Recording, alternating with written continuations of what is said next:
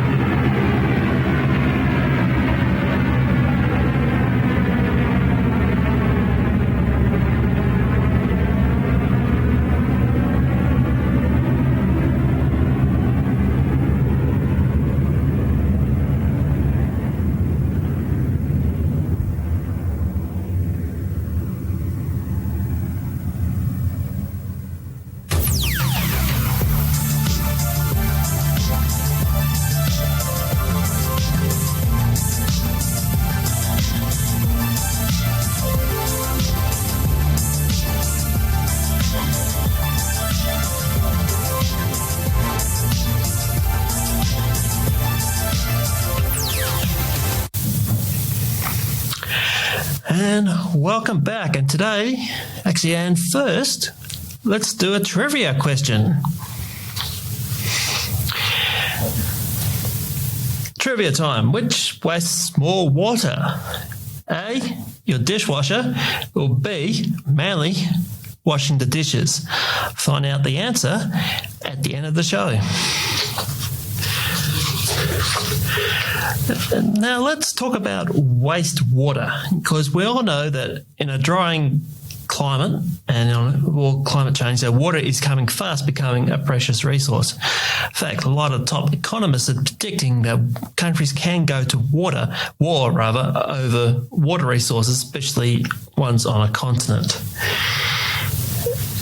Here in Perth, we have gone from one of the most consistent rainfall patterns in the 50s and 60s, right up to the 1950s and 1960s, into a more of a unreliable water source. So much so, according to the Water Corporation, now 38% of our city's water supply now comes from desalination.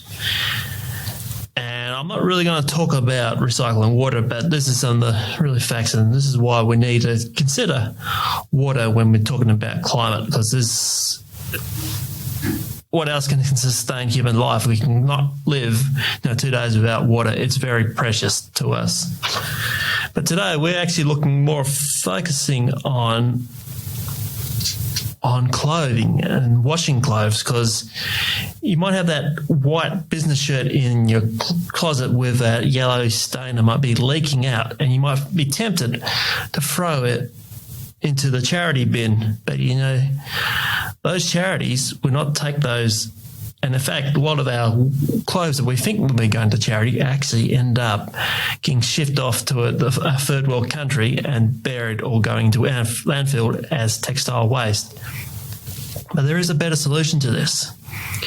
That is having more biodegradable, friendly laundry detergents, like my guest today, Nicole Gibson from Soka Australia and Vinny Yong from the Happy Human Project. And we're going to look at ways we can actually save our clothes before we decided to throw them to the charity shops and going straight into landfill. We're continuing our quests and our understanding of this circular economy. And here's some more advice, actually.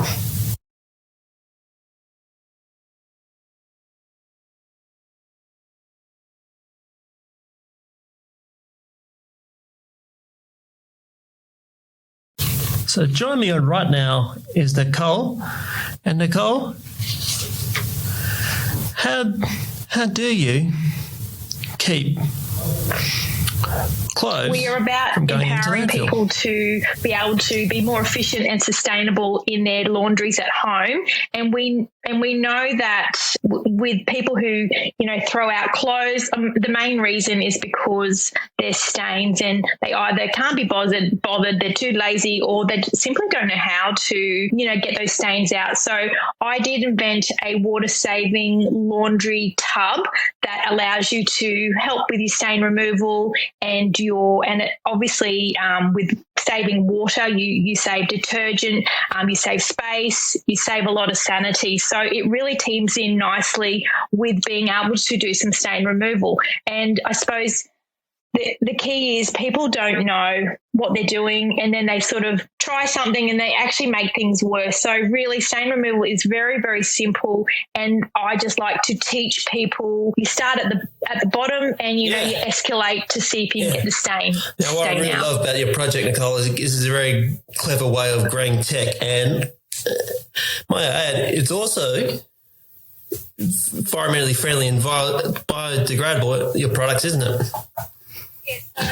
Yeah, so you can definitely, it's got a circular economy focus. So it's one product that it's a solution for many household problems and also even the great outdoors. So if you have, like, in general, I think the society is very disposable. They buy lots of one single items for one use, where if you don't have a lot of storage space, this soaker tub, can tick all those boxes and, save you space and save you, clutter in your home. So, perfect for camping, fishing, storage, for the laundry, for a lot of people use it for compost.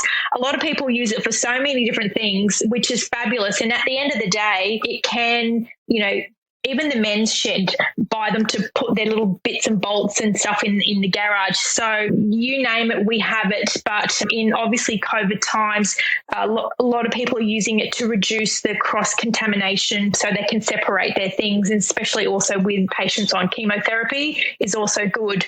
But and at the end of the day, it can go back and be recycled. So some offcuts, or seconds or whatever, they get chopped up and they've made awards. So it's all about circular economy. Yep. And for those who don't know what is the circular economy, can you just give us what it is in layman's terms?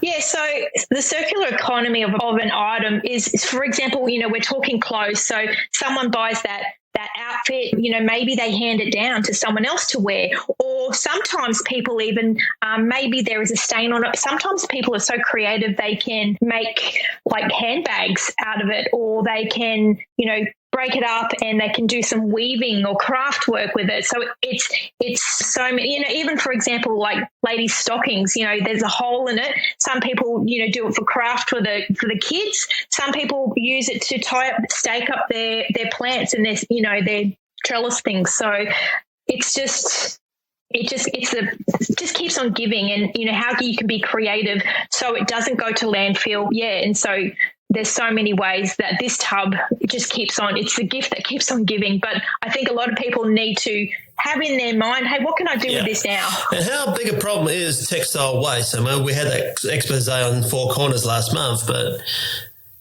for those who don't know, how much of clothing is going into landfill that really shouldn't be going into landfill? Well, if we focus here in Australia, it's over 800,000 tonnes a year. So when you break that down, it's about 31 kilos per person. And you think, wow, and look, we're all at home, and I know a lot of people, they're doing a lot of cleaning. They're doing a lot of, laundry things and trying to get stains out, which is amazing, but they're also doing a lot of decluttering. So the problem is people will...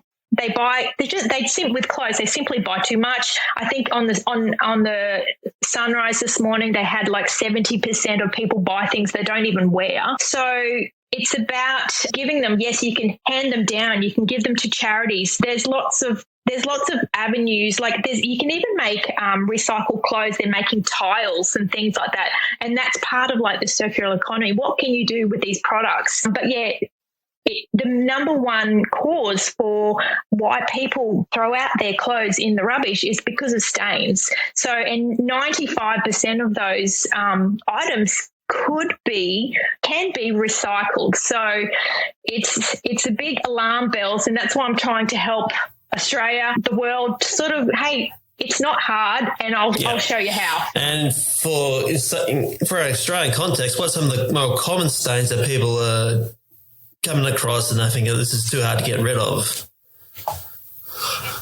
Yeah, and people, like, the most common stains, especially now with everyone being at home, is like the cooking, the oils, the foods, because we're all home cooking. So, and that's an easy one. And obviously, you know, my tips, I share a lot of tips, and some things you need to act early. Obviously, the earlier you act with the stain, the better the outcome. If you leave it in the wash basket for a week, you're running the risk of, we could be in trouble here. But, you know, I still have been able to manage to get a lot of stains out. People actually even send me, you know, they buy a tub and, you know, they send me the items, and I actually put their clothing back in the tub and send it back to them stain-free. Yeah, obviously it comes at a price, but, you know, I'm here to, you know, people can do this themselves. And I often talk through people on the phone. You know, there was a lady who had a mattress, and she was in that trial period, and the mattress wasn't suitable. So I helped her. I think her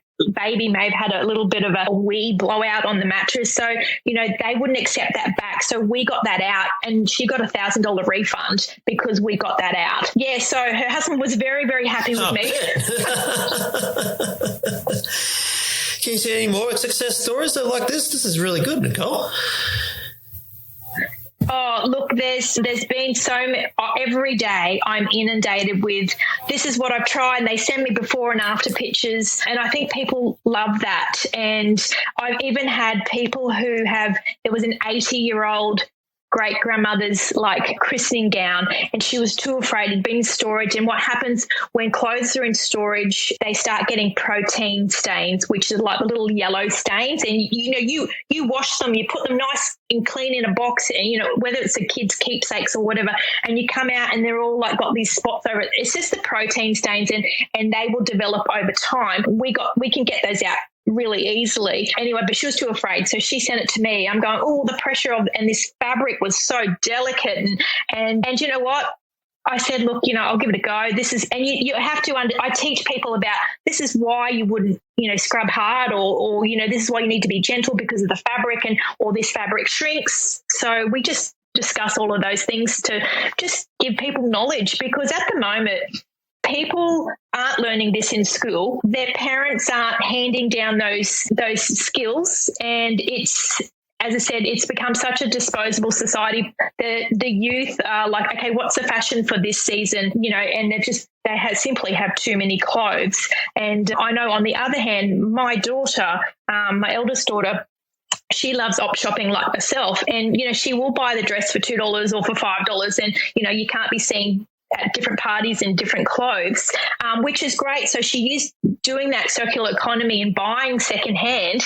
But I said, there comes to a point, darling, that you need to redonate those clothes for someone else to wear. So that's where she's at at this stage. Absolutely. And I'm glad you brought up a great-grandmother, because I like that spirit. I want to champion, I want to see it come back, is that the war and the present generation had that attitude of make do and mend. And I think, rather than buying constantly clothes, and I'm guilty too, even as a bloke, of doing the same thing, we just need to just stop and just buy stuff that's quality and it's going to last.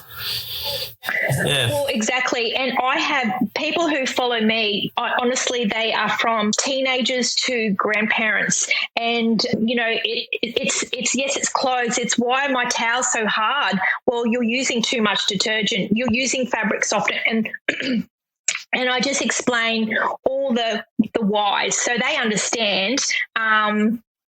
And we simply, I think the big thing is people are using too much detergent, and I'm just trying to save them money, save their quality, and the other of their clothes. The other big thing is you actually don't need to wash, like for example, jeans. You don't have to, every 10 wears you would wash them. Denim is not designed to wash every day. And I would encourage people to air their clothes out. And that obviously saves electricity, saves water, detergent, like the list goes on. And it preserves the quality of the fabric. So there's a lot to be learned. I'm here to share and empower people to take ownership of their laundries and have more success. Absolutely. And I seldom wash denim.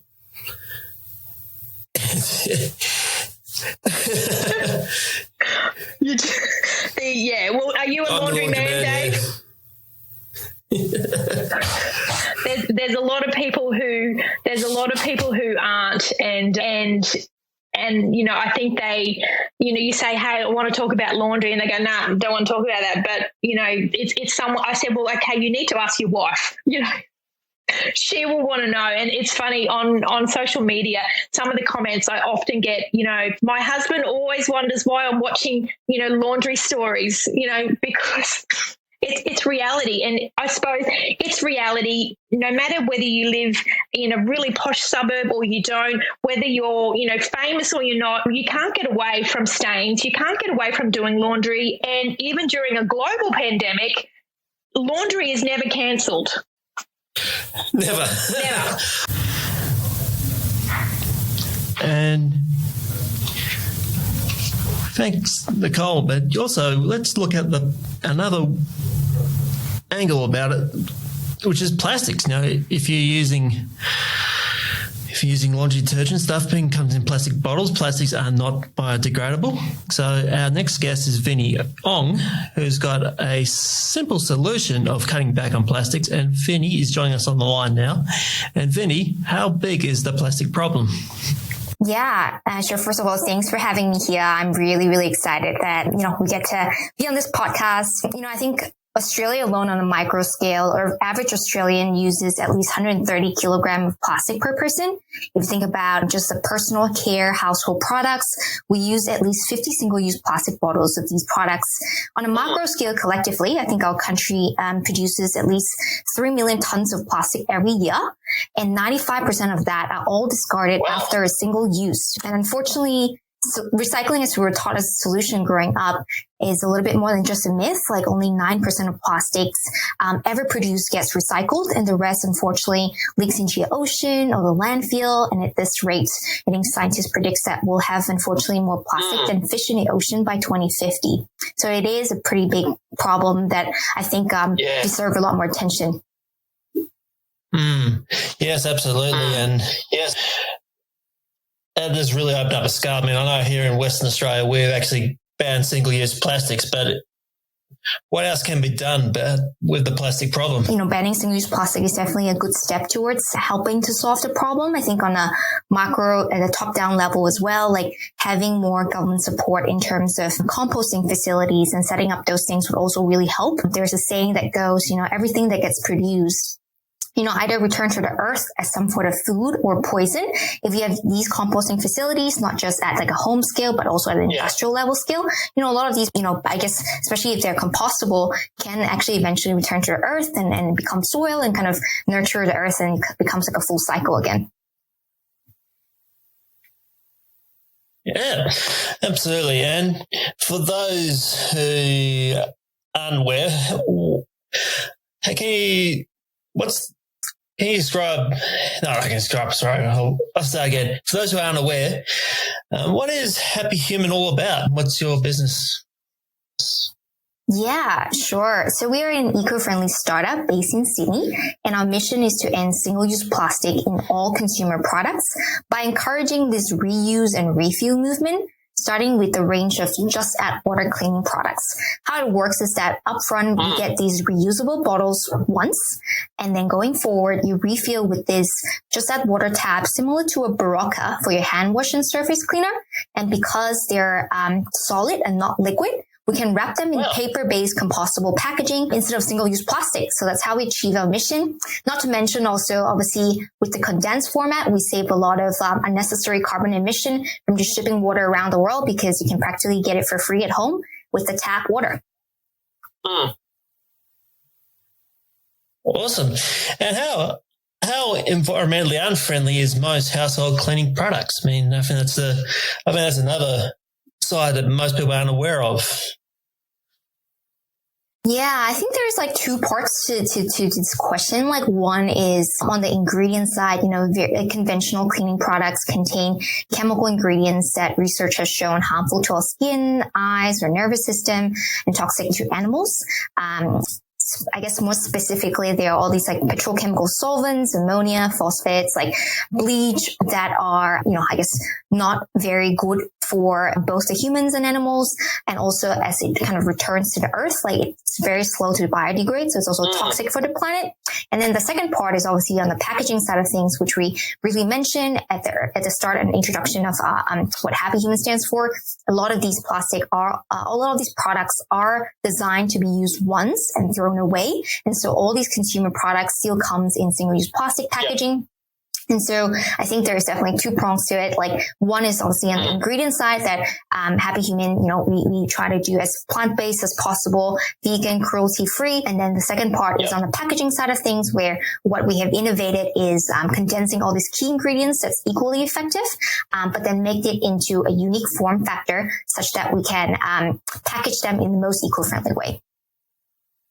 Yeah, absolutely. And I think a lot of people aren't aware that even things like phosphates and stuff that are in your run-of-the-mill cleaning products do end up in the water system and do lead to algal blooms and all sorts of nasty stuff. So, and I also really like your products, Vinny, because, this show's about technology, but technology does not necessarily mean what we can plant silicon chips in. It's also about, creating environmentally friendly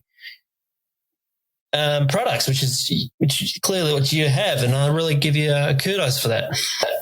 Thank you, Dave. Yeah, I definitely agree. I feel like, there's a lot of different form of innovation. Obviously, computing, AI can all help solve this problem, but at the same time, I think Happy Human is also innovating through interesting, unique form factor. And with this condensed version, we're actually killing two birds with one stone. Not only are we reducing single-use plastic waste, we're also cutting down on unnecessary carbon emission from kind of shipping water around the world. So I definitely agree with you. It doesn't have to be like deep tech and AI to help build and create a cleaner planet.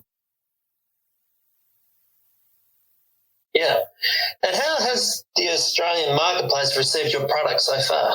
Yeah, we've, officially launched on Earth Day in April. So it's been 3.5 months since we were live. So far, we're seeing really strong demand, very positive feedback. And early adopters have also come back for, not even the second time, but the third time refill. So that's a really awesome. Yeah. And if you're listening in the Great Australia area or wherever you can find Happy Humans, please support this great little startup. And I really like to see this go really off the ground because it's just a fantastic idea. It really is. And what other products are on the horizon for Happy Human? What's in your research and development at the moment? We stay close to our customers. A lot of them actually wanted new scents for our hand wash and surface cleaner. I think, through our survey as well, a lot of people are asking for laundry and personal care products like your shampoo and body wash. We are starting to work on this, but I think a lot of these takes time and capital. So hopefully by end of the year, we would have new products coming out. And ladies, we know that this show is about the future. And how do you envision the world in 10 to 15 years' time? Nicole, I'll start with you.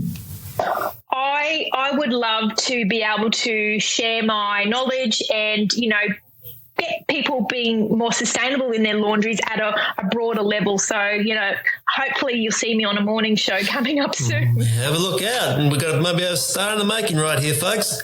Nicole. Yeah, it's all started here with Dave. Nicole, it's been an absolute pleasure. And what we might do, might check up how you're going in a year's time and see how everything's going. And good luck on your crusade. And this is another great example of, keeping things for longer and stop this narcissistic, fast fashion trend that we've been used to for the last 40 years. Yeah, which fabrics don't break down as well. So that's another issue. But yeah, I'd love to come back, and it's also Australian made, Australian owned. So support Australian small business. And Vinny, what about you? How do you envision the world in 15 to 20 years' time?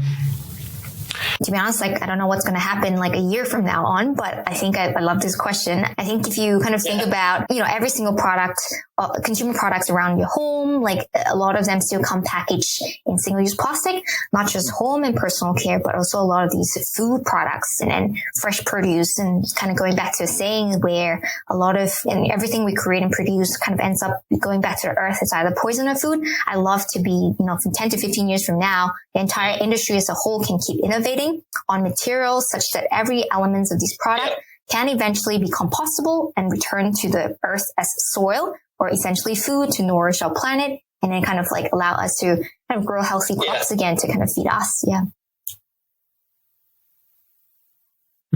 Yeah, well, look, crop rotation and soil is actually it's a pet interest of mine for this podcast. I think this is regenerative agriculture and everything like that, because the soil is important. I think most people don't realize that sucking up carbon, a lot of it goes into the soil.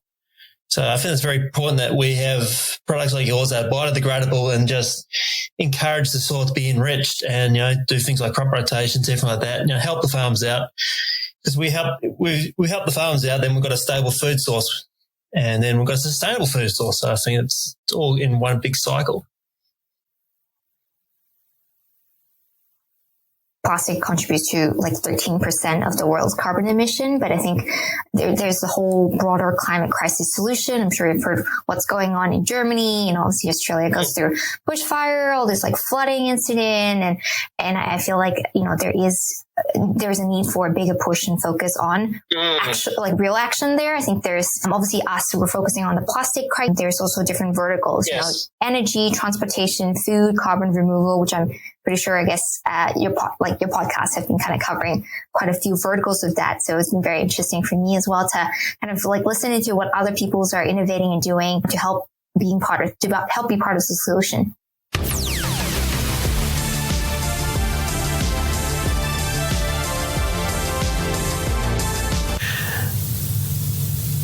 An answer to that trivia question, what uses more water? Actually, it's mainly washing the dishes, because that takes a lot more energy and water to get up to the right temperature. Now, most modern dishwashers are actually quite water efficient and energy efficient, and they start off at the correct temperature, ask anyone in hospitality, of above 75 degrees, which will kill most bacteria and nasties that you can find in your food. You know what else is water hungry? Cotton. So join us next time as we're actually going to discuss upcycling vintage clothing with two guests. We got Katrina Nash from A Fitting Connection and Annabelle and Sophie from Mills and York, both in Melbourne. We've got separate programs about recycling clothes, because we all know that fast fashion is one of the most environmentally unfriendly industries in the world. It's not just impact on the environment, it's impacting on society. So stay tuned next time. Now, The Friendly Futurist is a Podcast West production. It's produced and edited by me, Dave Monk, and further editing by Alvin Lacerna. If you love this show, the best thing you can do for me is download the Acast app and start following this show. Give us a 5-star review when you're there and help us grow this community. The best form of marketing is also word of mouth. So tell your friends, neighbours, greengrocers, dog walker, anyone who's interested in big picture thinking, because we are creating a community here of inspired individuals just like you, who are going to be the next academics, entrepreneurs, ones with really big picture thinking, so we can get some awesome solutions to the world's problems and we can make a better future for everyone. Until next time, friends, remember, stay curious and the future is user friendly.